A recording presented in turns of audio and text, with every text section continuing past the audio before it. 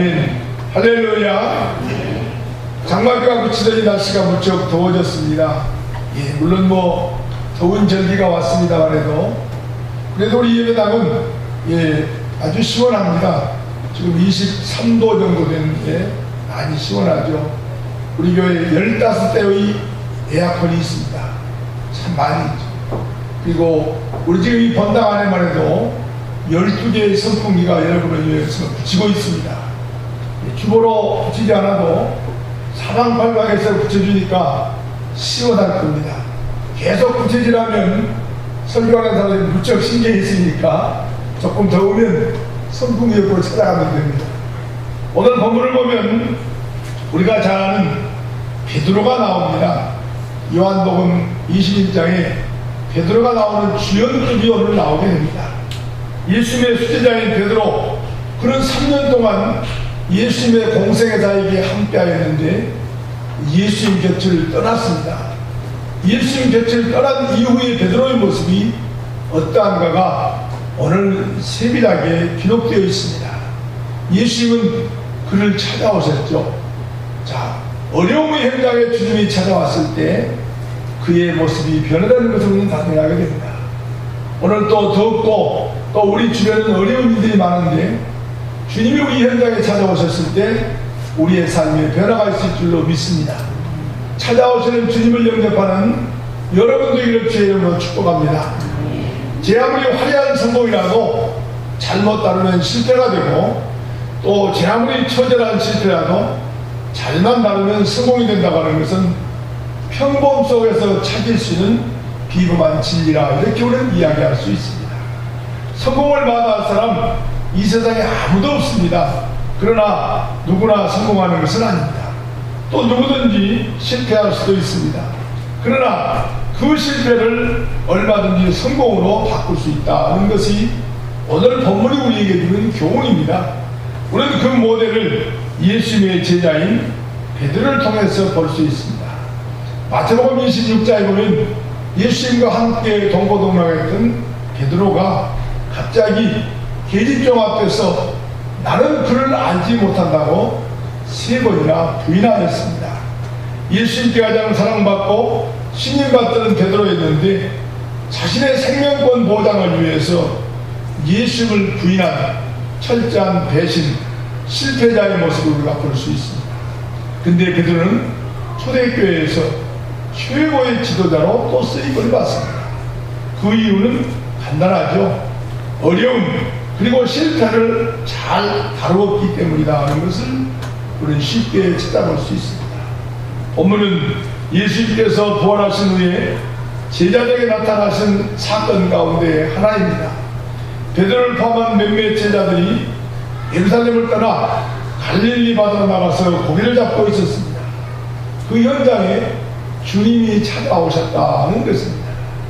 본문은 예수님의 제자인 베드로, 아니 다른 누구라도 어려움을 당하고 실패할 수 있다는 것과 실패하더라도 다시 회복하고 성공할 수 있다는 두 가지 가능성을 본문에서 우리에게 보여주고 있습니다.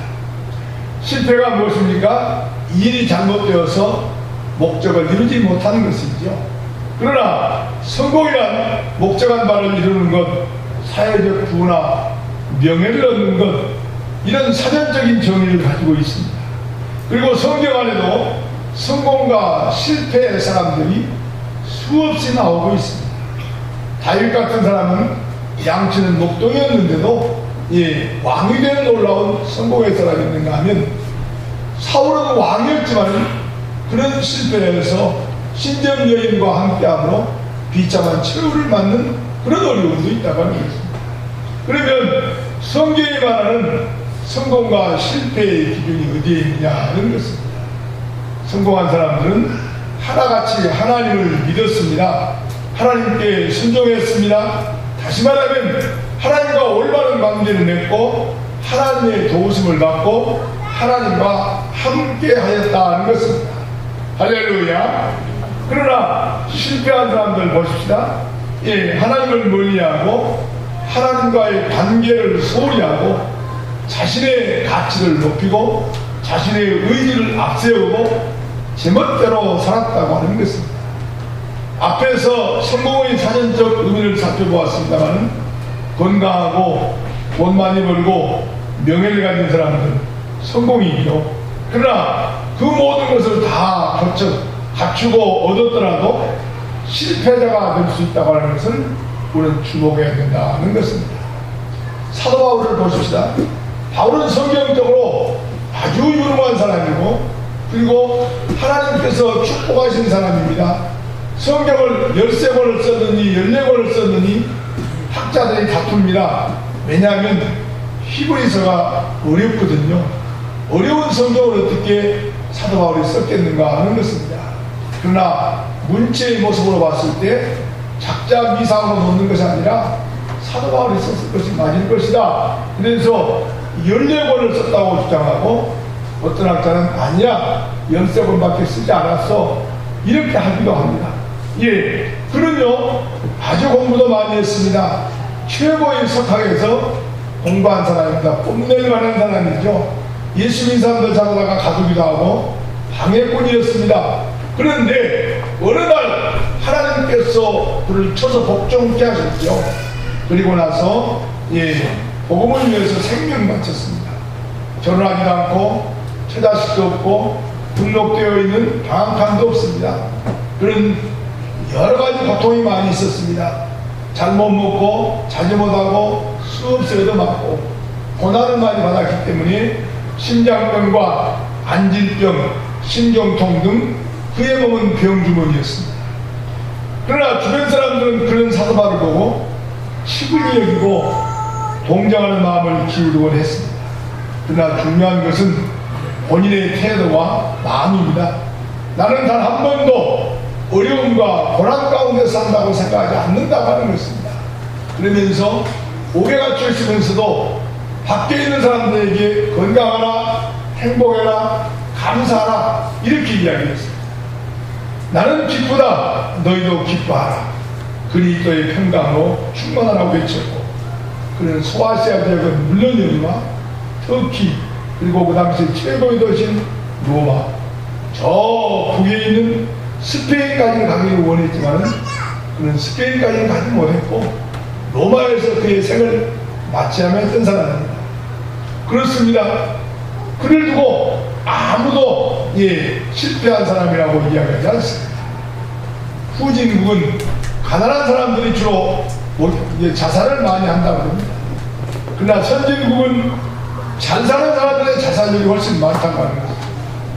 사회적으로 명성이 있고 돈도 있고 갖춘 것이 많은 사람이 자살률이 높다고 합니다.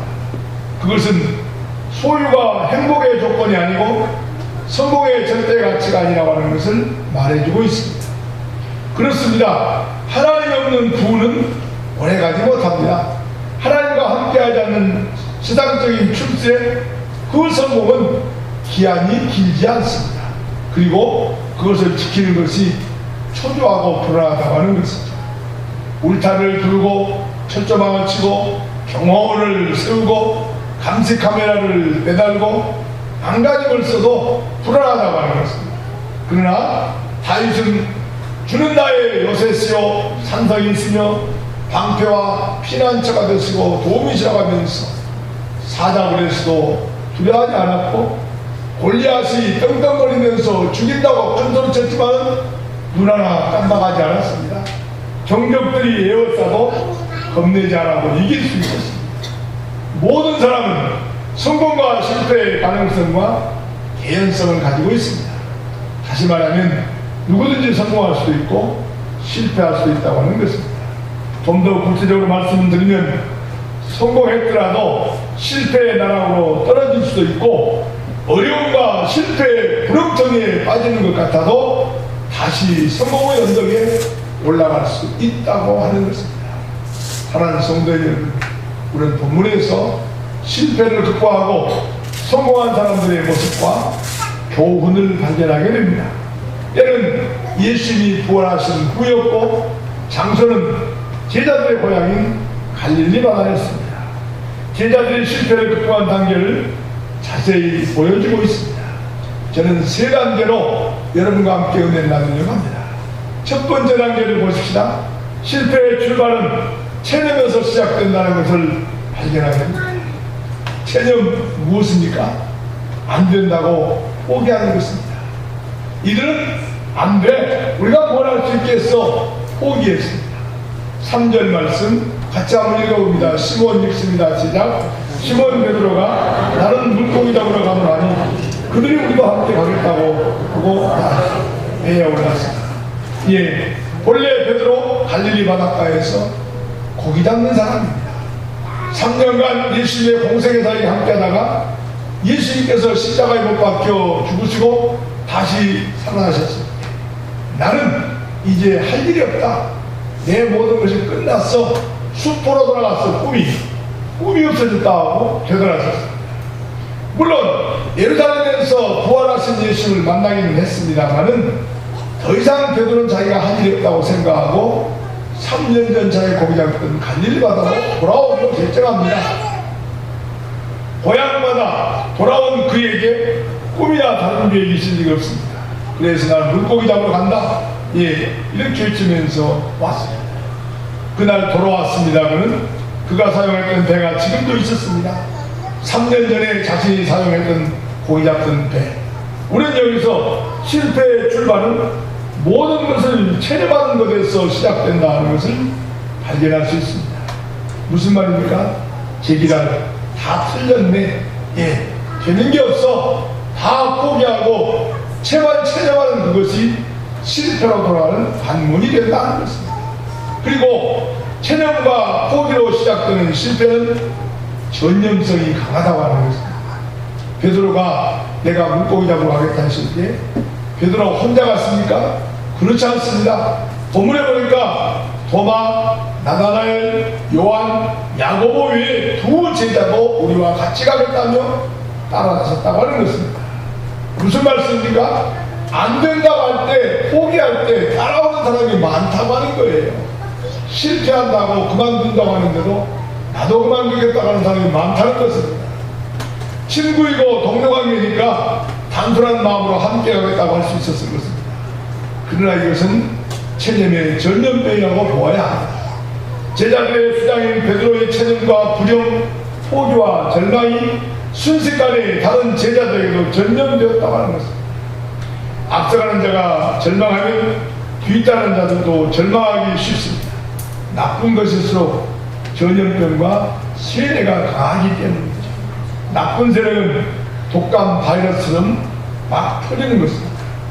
성공은 사랑하는 성도들은 시간이 무척 걸립니다. 회사에서도 부장까지 올라가려고 한번 생각해 보십시오. 사원에서 대리로, 과장으로, 차장으로, 부장으로 평생에도 못 따라본 사람 많거든요. 성공 그렇게 쉽지 않습니다. 그러나 실패는 순식간입니다. 20년, 30년 쌓아올렸던 공든탑이 무너지는 것은 너무 쉽다고 하는 것입니다. 두 번째로 실패의 원인은 과거로 돌아갔기 때문이다 하는 것입니다. 사랑하는 여러분, 잠시 어려워도 우리는 뒤돌아보지 마십시다. 앞을 향해 나아가는 성도 여러분 되기를 주의 이름으로 축복합니다. 우리 3절 하반부 다시 한번 읽어보겠습니다. 배에 올랐으나 시작. 배에 올랐으나 그날 밤에 아무것도 잡지 못하여 3년 전 타고 다니던 배입니다. 내가 오늘 고기를 많이 잡을 줄 알았습니다. 갈릴리 바다를 누비며 고기 잡던 그 배에 올랐는데 그런데 그날 밤 아무것도 잡지 못했습니다. 체념의 실패로 발전하는 것입니다. 누가복음 5장을 보면 베드로가 예수님의 제자로 부름받을 때에도 비슷한 경험을 했습니다. 장소는 그 당시에도 갈릴리였죠. 때는 아침이었습니다. 5절 말씀 한번 읽어볼까요? 밤이 익습니다. 시작. 밤이 새도록 수고하였으니 잡은 것이 없습니다. 그리고 요한복음 21장 3절 말씀입니다. 그날 밤에 아무것도 잡지 못하였습니다. 그렇습니다. 여러분 어부가 얼마나 허탈하겠어요. 허탈하고 허망했겠습니까? 실망과 패배의 기운이 짙게 들이운 갈릴리 바다. 배를 타고 노를 젓고 그물을 던지고 물고기 한 마리도 잡히지 않는 실패의 바다. 사랑하는 성도 여러분, 그 바다는요, 오늘 우리의 삶의 현장에도 펼쳐져 있습니다. 배도 있고 어부도 있고 그물도 있습니다. 고기 잡는 기술도 노하우도 다 가지고 있습니다. 그런데 일이 잘 안 되고 잘 풀리지 않습니다. 실패 파도가 몰려옵니다. 사람은 그럴 때 취할 수 있는 태도가 무엇인가 하는 것입니다. 어떤 사람은 먼저 절망하고 포기하고 주저앉을 수 있습니다. 그렇게 한다면 거기가 종점이 되고 말 것입니다. 그러나 다시 일어서기 위해서 두 주먹을 불끈 쥐고 풀었던 신발끈을 잡아당겨야 됩니다. 그러한 용기, 불쾌의 의지가 있으면 다시 일어설 수 있습니다. 할렐루야. 우리는 기도해야 됩니다. 언제나 우리는 과거보다 더 바로 믿고 바로 사는 쪽을 향하여 앞으로 향하여 나아가야 됩니다. 그때 우리는 멈추지 말고 한 걸음이라도 한 발자국이라도 앞으로 나아가야 된다고 하는 것입니다. 그렇습니다. 우리의 과거를 뒤돌아볼 필요가 없습니다. 자랑할 것도 없습니다. 그러나 더 중요한 것은 다음 단계입니다. 세 번째, 우리 같이 한번 읽어보겠습니다. 시작. 그물을 오른편에 던지나에 순종하였습니다. 순종했습니다. 누구를 만났습니까? 어려움의 현장, 실패 현장에 우리 주님이 찾아왔습니다. 그리고 사랑하는 베드로야, 네 그물을 오른쪽으로 던져! 라고 이야기했습니다. 예수님 무슨 경험이 있어요? 나는 3년간 여기서 고기 잡는 최고의 어부인데요. 그러지 않았습니다. 6절 말씀과 11절 말씀은 그물을 배 오른편에 던지라 그리하면 잡으리라 하시니 이에 던졌더니 고기가 많아 그물을 들 수 없더라.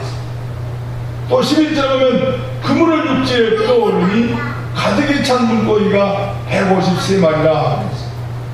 이어서는 누가복음 5장 5절과 6절 7절 한번 같이 읽어보겠습니다. 밤이 새도록 읽습니다. 시작. 밤이 새도록 소원하였으니 잡은 것이 없지만은 말씀에 의지하여 내가 그물을 내리이다 하고 그렇게 하니 고기를 잡는 것이 심히 많아 그물이 씌어집니다. 이에 다른 배에 있는 동무들에게 손짓하여 와서 도와달라. 그들이 와서 두 배의 체험에 잡히게 되었다. 사랑하는 성도 여러분, 실패를 극복하는 성공 요인이 뭡니까? 실패를 극복하는 성공 요인이 지금 제시되어 있습니다. 먼저 실패의 현장에 우리 예수님이 찾아오셨다고 하는 것입니다. 경험과 장비, 노하우가 아무 소용이 없었습니다. 예수님이 그 현장 그 배에 오심으로 문제가 해결되었습니다. 자세히 문장을 보십시오. 여러분, 예수님이 최신형 레이더와 어군 탐지기가 장착된 배를 가지고 왔습니까? 그렇지 않았습니다.